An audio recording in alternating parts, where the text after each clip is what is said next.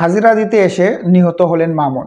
রাজধানীর পুরান ঢাকার ন্যাশনাল মেডিকেল ইনস্টিটিউট হাসপাতালের সামনে তারিক সাইফ মামুনকে গুলি করে হত্যা করা হয়েছে। সোমবার 10 নভেম্বর ন্যাশনাল মেডিকেল কলেজের সামনে দুজন দুর্বৃত্ত মামুনকে লক্ষ্য করে গুলি ছোড়ে। পরে তাকে ঢাকা মেডিকেল কলেজ হাসপাতালে নিয়ে গেলে চিকিৎসক মৃত ঘোষণা করেন। নিহত মামুনের স্ত্রী রিপা আক্তার জানান, আমার স্বামী বিএনপি সমর্থিত এক সদস্য ও পাশাপাশি ব্যবসা করত।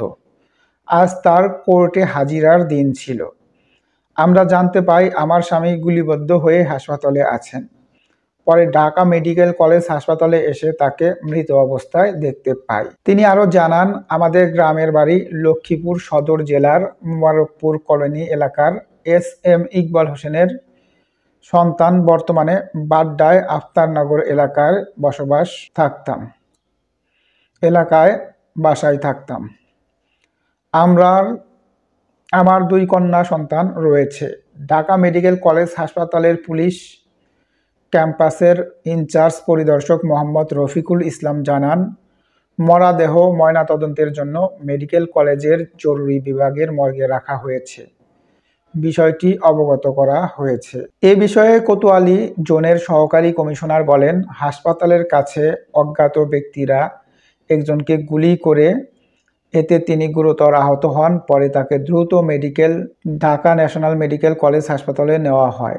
সেখান থেকে তাকে ঢাকা মেডিকেল কলেজ হাসপাতালে স্থানান্তর করা হলে চিকিৎসকরা বেলা 11:45 তাকে মৃত ঘোষণা করেন। সিসিটিভি ফুটেজে দেখা যায়, ঢাকা ন্যাশনাল মেডিকেল কলেজ হাসপাতালের গেটের সামনে মানুষ আসা যাওয়া করছে। হঠাৎ একজন ব্যক্তি দৌড়ে ভিতরে ঢুকে যায়। এমন সময় পিছনে থেকে 2 জন ব্যক্তিকে অস্ত্র হাতে ধাওয়া করতে দেখা যায়। দূর থেকে একজন গুলি করেন। পরে অস্ত্র হাতেই ওই 2 জনই পড়ে যাওয়া ব্যক্তির কাছে এসে পরপর বেশ কয়েক রাউন্ড গুলি করেন।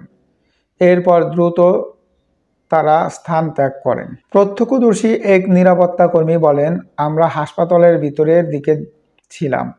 দুর্বৃত্তরা একজনকে ধাওয়া করতে করতে হাসপাতালের গেটে এলে প্রথমে পায়ে গুলি করে, পরে তাকে আবার কয়েকটি গুলি করে। আর এক প্রত্যক্ষদর্শী ব্যক্তি জানান, আমি 2য় তলায় ছিলাম। সেখানে থেকে গুলির আওয়াজ শুনে বাহিরে আসি।